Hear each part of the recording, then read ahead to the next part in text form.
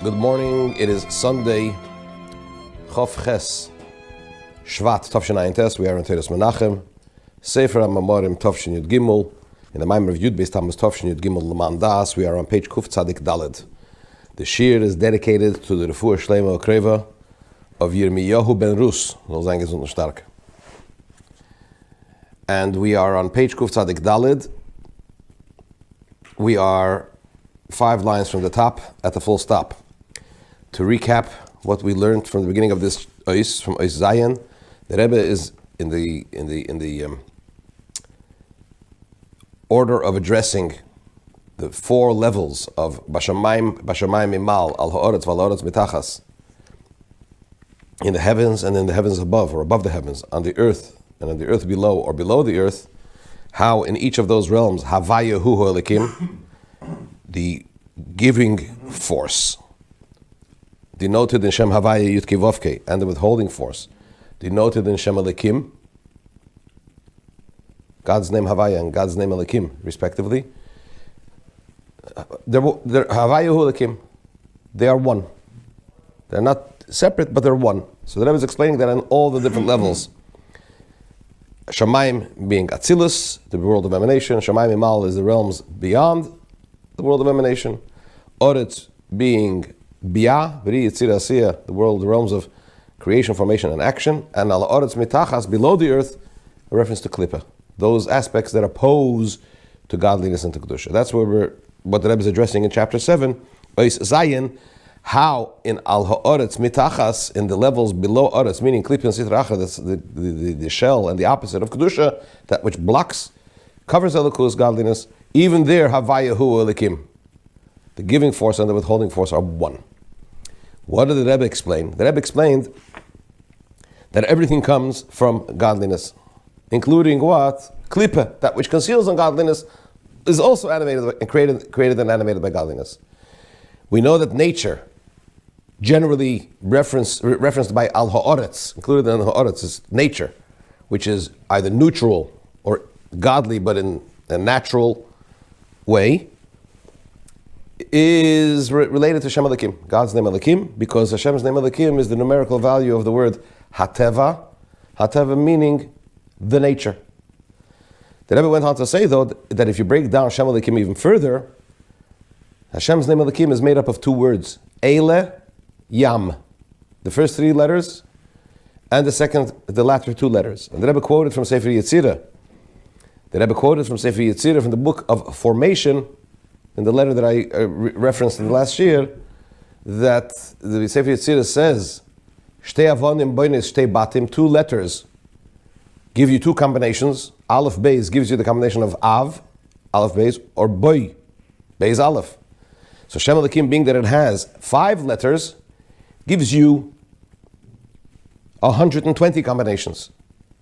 Being that it's 5 letters, there are 24 combinations that each letter can have, that each combination can start with one of the 24 combinations, each one starting with another letter. 24 combinations starting with an Aleph, 24 combinations starting with a Lamed, and so on and so forth. So therefore, from the latter 2 letters, Yud Mem, you have twice 24 combinations, which equals 48. Eile, the word Eile means these. These denotes revelation. When you say these, they're in front of you. Whatever you're referring to is in front of you, you're referring to them as these. The latter 2 letters, Yam, which also spells the word me, is me means who. It denotes concealment, cover. I don't think the Rebbe mentions it in the letter, but Yam also, the word Yam, the ocean also covers everything that's in it, right? So therefore, the latter 2 letters in Shem Elikim itself, the combination, and we know that Rebbe quoted from Sharich Zemuna, we know that the godly energy that's manifest in the world, B'dvar Hashem Shamayim Nasu, it's through utterances, through letters, through words, and each letter in the Hebrew alphabet denotes a different godly energy. So the combinations in which you combine the different letters represent different godly forces and energies. So therefore, the godly energies that are represented in the latter 2 letters of Shem Elikim are responsible for an even deeper concealment, an even deeper cover of godliness, meaning, in the context of what he's explaining here, that Klippa, those aspects that cover up on Kedusha and godliness, derive their energy from the from the combinations of Shem Elokim, from the latter two letters of Shem Elokim. That's known as the Memches Sirufim Achreinim of Shem Elokim, the 48 latter combinations of Shem Elokim. That's responsible for the life energy and for the animation of Klippus and the Umazeh, those things that oppose Kedusha. That's where we're up to. Says the Rebbe, 5 lines from the top on page Kuf Tzadik Dalet, at the full stop. It would seem, being that this is a contrary matter and an opposing matter, right, to what's the godliness. That's why we refer to it as what? The other side. What does it mean, the other side? Pirush, tzad acher, the other side, she'einoi tzad HaKedusha, which is not on the side of holiness. But on the contrary, it opposes, and it's the opposite. The opposite and opposes. So being that that's the case, one can ask, where are his strengths?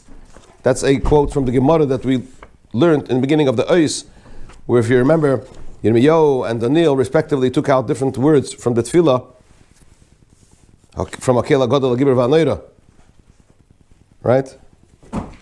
The great, mighty, and awesome God. So Yirmiyahu said, where are his gvuras? The Nebuchadnezzar's people are carousing in the Beis HaMikdash, and he doesn't do anything. So he took out gvuresav. Daniel saw that the Yidden are being oppressed by the Goyim.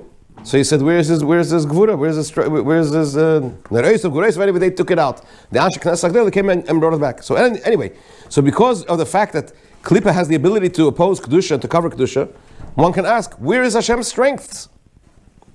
You could look at it and say, wow, they're so powerful that they oppose Kedusha. They must be a separate entity. They must exist in their own right. It seems that they are not one with godliness and holiness. If that's the case, that is, God forbid, a contradiction to the concept of Hashem's oneness. Because it would seem that Klippa and Sitracha, by virtue of the fact that they have the ability to cover up ungodliness and Kedusha, that they are a separate force, separate of godliness. And it is concerning this that it says that even at that level, al-oretz mitachas, in the levels below the earth, meaning even in the world of Klippa and Sitracha, the shell and those that oppose that which is on the other side of Kedusha, of godliness, havayahu elikim, hainu, meaning whatever stems from Hashem's measure of strictness of gvura and contraction, which means Hashem's name Elikim, including what? Those aspects that stem and emanate from the latter two combinations of Hashem's name Elikim. In other words, Klippa and Sitracha, even that which opposes Kedusha, in Yanam Echadim Shem Havaya. They are really and truly one with Hashem's name Havaya, even with the highest levels of godliness and Kedusha. Why?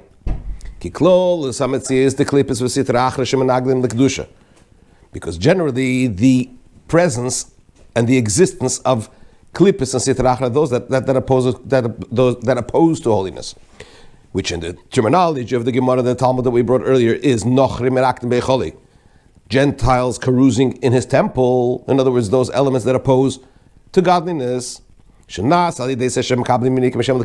are they able to carouse in Hashem's temple and oppose godliness? That comes through the fact that they receive their sustenance from Hashem's name Elikim, and as mentioned, the last two letters of Hashem's name Elikim. So really, even they, Eina Metzias Bifnei Atzma, is not an existence in their own right. It's not an existence in its own right. It's not an independent existence entity, an independent entity that is opposite to godliness and therefore conceals godliness. In other words, what would you think? You might think that they exist independently of Hashem, God forbid, of godliness, and that's why they have the ability to oppose godliness. So he says no. And they're not an independent existence. They are animated by godliness. But what is their purpose? Their existence is to reveal through their concealment, through the fact that they conceal godliness. What do they reveal? They reveal Hashem's name Elokim. What does that mean? They reveal Hashem's name Elokim. They reveal Midas HaGvura, Hashem's ability for strictness and concealment. Hein Gvura Yosef, like the Anshe Knesset HaGedolah ultimately said. On the contrary, the fact that they can carouse in the Beis Hamikdash and Hashem does nothing and He tolerates it, that reveals Hashem's power to conceal, Hashem's power to contract. Hainu, in order for there to be the revelation of the concept of Him being silent, again, that's a quote from the Talmud, that they carouse and He is silent. Why is He silent? Where does that stem from, that silence?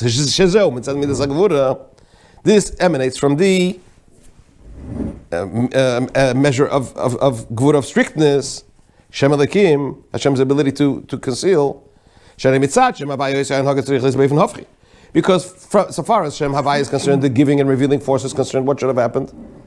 Hashem should not tolerate such behavior. Right? So where does the tolerance come from? That is Hashem's ability to be shaysik, to be silent. In other words, Shem Elokim. So in order for that to be revealed, that Hashem Elokim, Hashem's silence in the presence of something that opposes godliness should be revealed, you need something that opposes godliness. So there needs to be the existence of Gentiles carousing in His temple. Hainu, mitzias shaloi hanyanlei, a being that Hashem does not want. Heder haratzen. I'm just going to focus on that for 1 minute on this idea of loy hanyanlei. If you remember, we learned in one of the Mamarim in the previous, I think it wasn't even in the previous Sefer, that Hashem when He created the world, so in creation He created certain things as, yes, this I want, this I don't want. Dein hanyanlei, dein loy hanyanlei. This I do want, this I don't want, right? So over there He explained that when He said this I don't want, it didn't stop existing. What came into being is something that Hashem doesn't want. Dein loy hanyanlei means Hashem created something that He doesn't want. In other words, klippah. Right? So this is the quote over here. So in other words, through the latter two tzirufim Hashem Elokim, where the hell of a hesed, the concealment is so strong, what happens as a result of that? What type of creatures are created from that? Creatures that oppose godliness. Heder haratzen. Hashem's not wanting them. Ubemela heder hametzius. What's created? It's not he's phrasing it very interestingly because that's what it is. It's not heder hametzius that it doesn't exist. He created a being that's the opposite of existence. He created a being that's the opposite of kedusha. True life, true existence is what? Is kedusha, as we say. Pasuk says, Hashem Elokim emes, hu Elokim chayim. True life is what? Is godliness. Revelation of godliness. So if it's something that conceals godliness, that's the opposite of godliness, it exists in a, let me say it in this way, it exists in a manner of non-existence. It means it's heder hametzius. It's the opposite of the real and true existence that Hashem intended, which is kedusha. Kim dimim bilvad. He's using language. It's just an imaginary existence. It's imaginary. I guess from the perspective of, Chassidus says very interestingly, when Chassidus talks about the fact that the world truly exists, so there's a phrase of Chassidus that says you must say that the world truly exists. Why? Shenemar, because the pasuk says, "Bereshis bara Elokim es hashamayim v'haaretz." In the beginning, Hashem created the heavens and the earth. So without that, really, so the fact that you see it doesn't necessarily mean that it exists, right? But be that as it may, the point is that klippah is created by Hashem in a manner of loy hanyanlei, that He created something that He doesn't want, and He gave it the ability to oppose godliness. So that what could be revealed is that despite that it exists and that despite that it conceals over godliness, Hu Sheisik, He is silent, and that reveals Hashem's Gvura, Hashem's power of constriction and contraction and tolerance. Even more so. So that is point one. Point one is that at the very basic level, what does it do? It reveals Hashem's ability to Sheisik, to be silent, to tolerate. More so, in the deeper sense, what's the ultimate intended purpose of it? It's not intended that it should remain in a way of concealing godliness, and just to reveal Hashem's ability to tolerate klippah and not react. The ultimate intended purpose is so that ultimately should be fulfilled that which is stated in the Navi Yeshaya, that in the time to come, what should be revealed? The glory of Havaya, meaning the not only the first three letters of Shem Elokim, which is concealed godliness or Teva godliness, but even more, what should be revealed is Havaya, Yudke Vavke, the absolute name of real revelation. To return the crown to its original glory, as the Anshi Knesset Agdela, the men of the Great Assembly, did in their time. We will merit, please God, in the future time. Not only should it be the revelation of Havaya in Hagiber v'Hanoira, the two latter expressions of Hashem's forces, which was subject to discussion and removal by Yirmiyahu and Daniel, and then had to be returned by the men of the Great Assembly, but even in Haggadah, which everybody, that remained always. So even Haggadah will be revealed in its fullest sense, as the Rebbe will explain later on in the Mamar, when Mashiach will come. So what's the point? The point is that even in Mitachas La'aretz, even at the level of Klippa, Havaya and Elokim are one. Because what's the purpose of Elokim? What's the purpose of Klippa Sitrachra? The purpose of Klippa Sitrachra is to reveal a certain force within Hashem's ability, which is Hashem's ability to tolerate. And even more so, ultimately, what should be revealed is even within that and over that, when Mashiach will come, and the time to come should be revealed, the real and true force of Shem Havaya. So therefore, in the next section the Rebbe says, if all of this is so true, and if all of this we just spent how many oisias? We spent the bulk of the Baimer from chapter 2. So we spent 1, 2, 3, 4, 5, 6, 7, 8, 9, 10, 11, 12 pages explaining Havaya Hu Elokim. This is the 14th Shiur on this Maimer. So the Rebbe asks a question. And what does it say, the pasuk that we started the Maimer on? Leman Daas kol ami haaretz k'Havaya Hu Elokim. That all the nations of the world should know Havaya Hu Elokim. You want to tell me that everybody learned this Maimer? How could you expect that all the nations of the world should understand this? Even we need assistance and clarification to understand it. So what says Leman Daas kol ami haaretz? Back to square one, to the question that the Rebbe asked in the beginning of the Bible. More about that tomorrow, Mr. Shem.